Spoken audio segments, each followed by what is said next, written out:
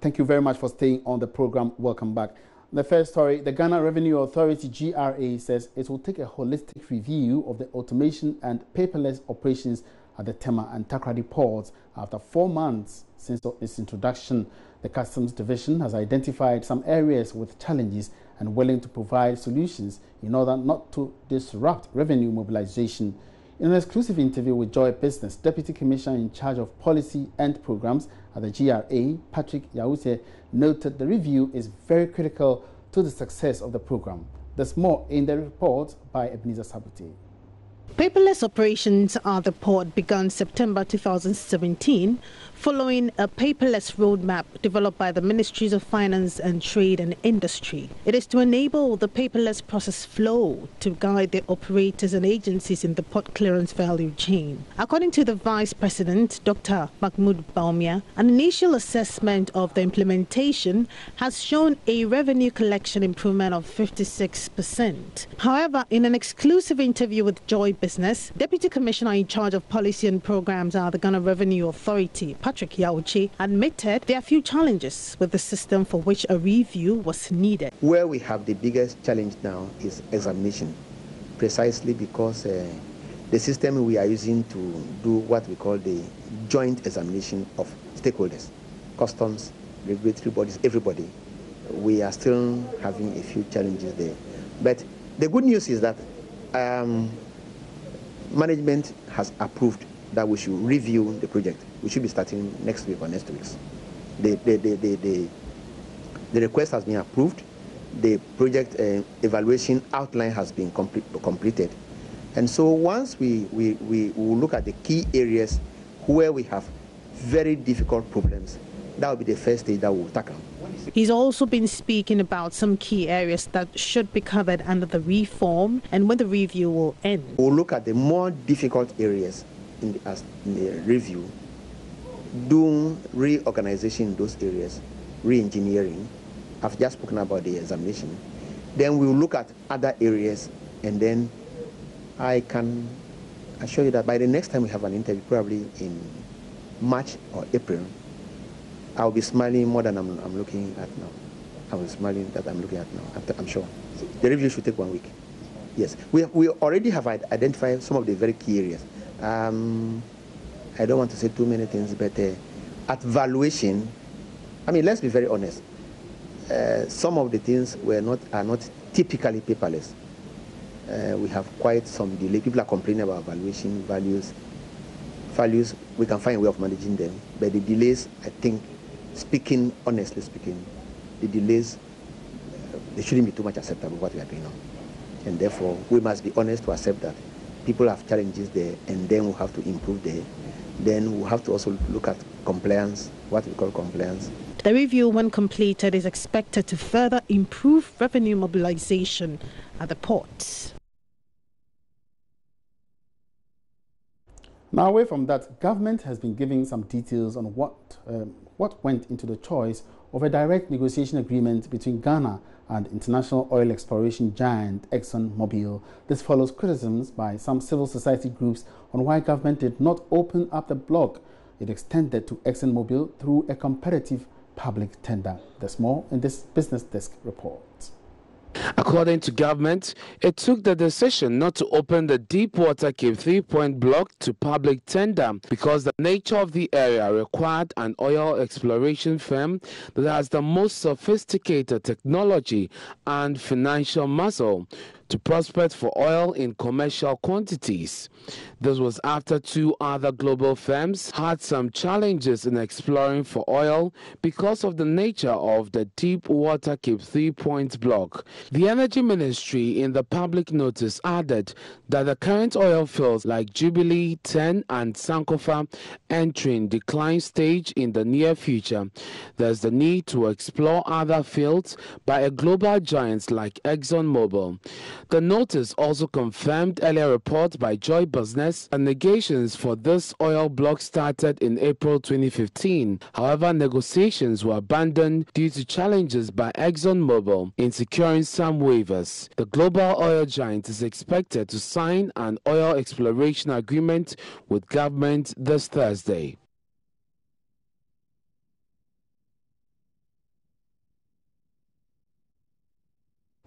Meanwhile, the Director of Special Services at the Petroleum Commission, Kweku Boateng, tells Joy Business, even though he would not give the fine details of the deal, it is better than previous agreements signed. Since that agreements have not been approved by Parliament and Cabinet, I just don't indicate it could be changed. So, as an it's just a draft agreement, which is yet to be executed. It's not been even signed. So, things could change. So I just don't want to, speculate. As I said, the fiscal terms are better. Since it's not a final agreement, I just don't want to disclose the detailed terms. I'm saying it could change. So let's wait for the agreement to be executed, which is going to be done shortly. All right, so now let's get some highlights of the deal and why government decided to extend this direct negotiation to ExxonMobil.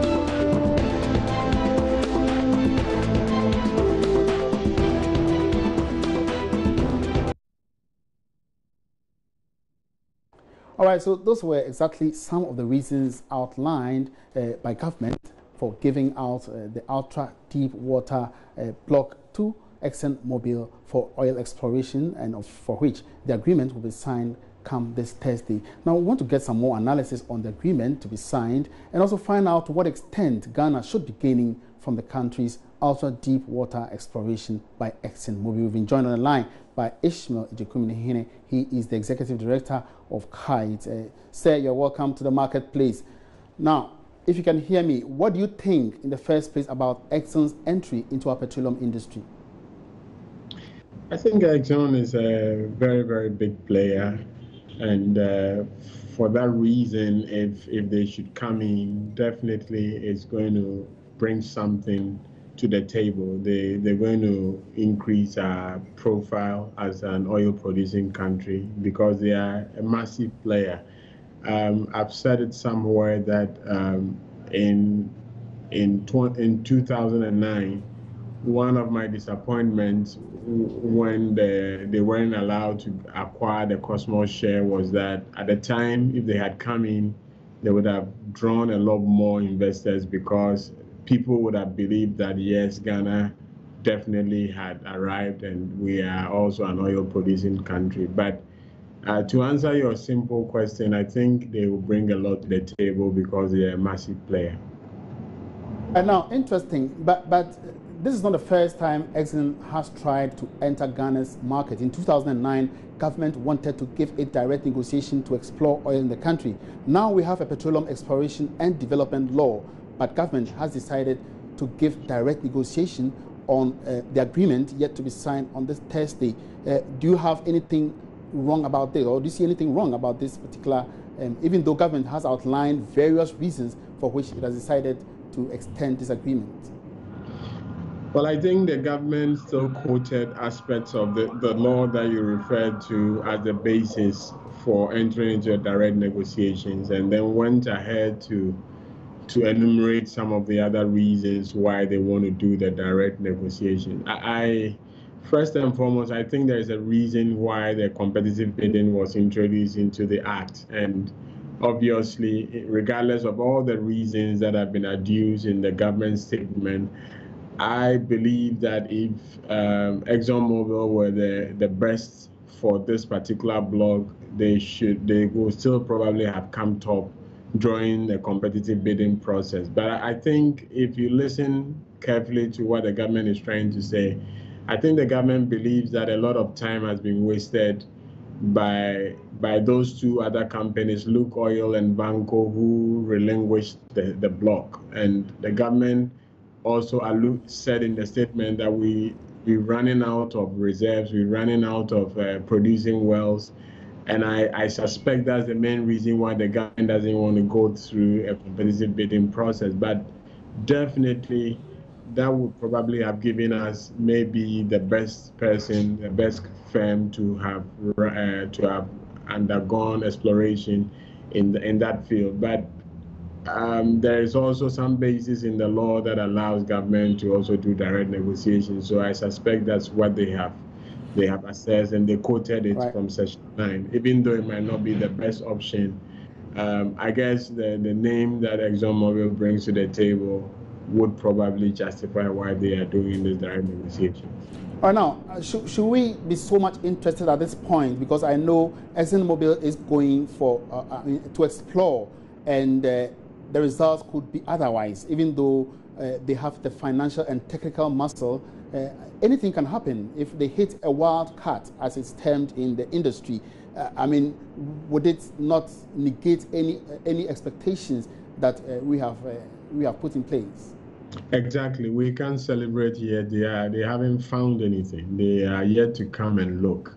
Banco, two other companies have actually been there, and they have relinquished the block. So it means that a lot more work would have to be done. But having said that, Jubilee had been relinquished. Somebody went there and relinquished it a couple of times before the Cosmos and the Talos found oil. So I think technology and the level of technology you are using could play a role. So I suspect that's part of the reason why the government wants to give the same block to a very reputable company. So in terms of our expectations, it's still exploration, and we cannot celebrate and rejoice until they have found something. Now, we are signing the agreement on this Thursday, and to me, I believe it's going to be the same production or hybrid sharing kind of agreement with Exxon. Now, what kind of lessons should be drawn from Jubilee and from 10 fields agreements that we signed, and what difference should we make as a country? For me, that's a bit of I listened to the Director of Special Services, Mr. Kwaku, saying that the agreement is going to be executed.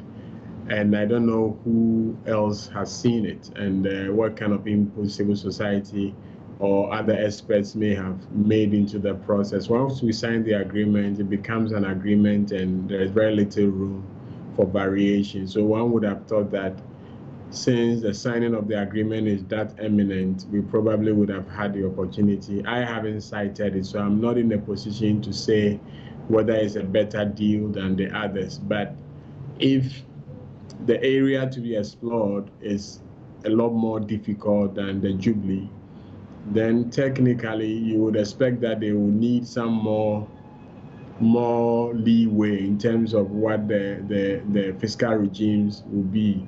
But I also heard Mr. Kwaku, who has seen the agreement, saying that it's obviously an improved agreement upon what I suspect upon the Banco or the Luke Oil one. So I guess we can only wait to see the agreement to be able to say whether we're getting better value than the previous one. But I mean, technically, we should be signing better deals compared to the ones we signed in 2007 and even before then. So hopefully this is going to come out as a better deal. But I think the only concern I have is the fact that the agreement is going to be signed and we probably don't know the details, and apart from the assurance being given to us that it's a better deal. All right, so why should Ghana be happy at this time, just in case Exxon should hit significant commercial quantities of oil and gas? How is it going to transform the economy, and how also is it impacting on the industry? Any new discovery is going to at least prolong the lifespan of our industry, because, you know, very soon Jubilee is already into its 10th year, and the initial projections were that 25, maximum 30 years. In fact, very soon it will start depleting. So we need to very quickly make new discoveries and start producing more oil. Otherwise, the industry will become very, very short-lived. So, I mean, should Exxon strike any oil, then yes, that would be good news. And the magnitude of the news will be determined by how big the discovery is. But very soon, if we don't start getting new discoveries, the nascent industry will be dying even before it peaks, because now we have only Jubilee, 10 is linked to Jubilee, and then we also have the SGN project. So if they're able to find make any major discovery, I think it's very, very good. And the more oil we produce, the more revenue we are likely to receive, and then the more money we will have for development. So it will be good if they manage to hit oil after signing the agreement. All right, that'll be it for now. Thank you very much, Ishmael Ejekumhene, and he is the Executive Director of the Kumasi Institute of Technology and Environment, KITE. He's been sharing his thought on the agreement, the direct negotiation agreement that has been extended to international oil giant ExxonMobil to prospect for oil and gas in the country. Let's still stay further in the industry. And the Public Interest Accountability Committee, PIAC, has in its 2016 annual report urged government to expedite action on the planned decommission of the Salt Pond oil field offshore Cape Coast in the central region. The field is said to have reached its economic limits and more expensive to produce. A member of PIAC, Dr. Steve Mantiao, in an interview recently, reiterated the call, saying the Salt Pond oil field is no more viable. Oil field, the Salt Pond oil field managed by the Ghana National Petroleum Corporation, has been inefficient since 2015. PIAC's recommendation for the field to be closed is because its operation costs far exceed revenues accrued by the field. Salt Pond oil field produced about 41,000 barrels of oil in 2014, which is 30,000 barrels less than the total production of the previous year.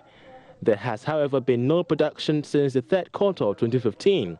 The Public Interest and Accountability Committee, PIAC, is calling on the government to expedite action on the planned decommission of the Salt Pond oil field in the central region. Dr. Steve Mantiao is a member of the PIAC. The need for GNPC to continue maintaining a skeletal staff on the Salt Pond oil field without any active production going on there. We know that if you're not producing and yet you are paying people, of course, it will have a certain effect on the overall overhead cost. And this is what is happening. And the recommendation we've made to government is to expedite action in terms of the decommissioning of the Salt Pond oil fields to avoid the unnecessary costs being incurred in maintaining staff on the rig. Dr. Mantiao also hinted that PIAC will be investigating the cause of high wage bill of the country's petroleum exploration company, GNPC, which has become a worry to the Finance Committee of Parliament. I guess we'll have to look at the figures again and make a few inquiry in terms of what accounted for salary increases in this wage bill. Of course, the documents, whatever we do as PIAC, we do on the basis of documentation. And so we need to look at the document and ask GNPC to explain what happened. But we'll not necessarily invite. We can go to GNPC and seek all these clarifications. But will we investigate it? Yeah, it's something PIAC would like to do because we don't want to leave it hanging the way it is. The committee has also called on the Ministry of Finance to make disclosure of all oil-funded projects in the country.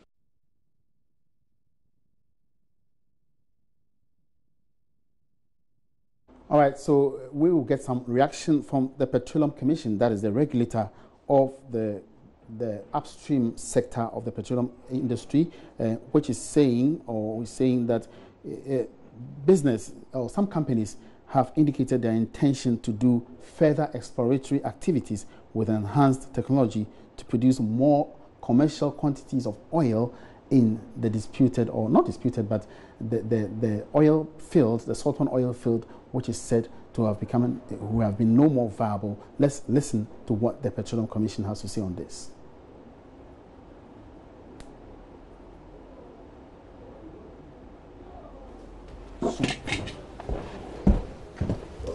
Saltpond. Basic accoutrements are set. It's time to fry the dried pepper.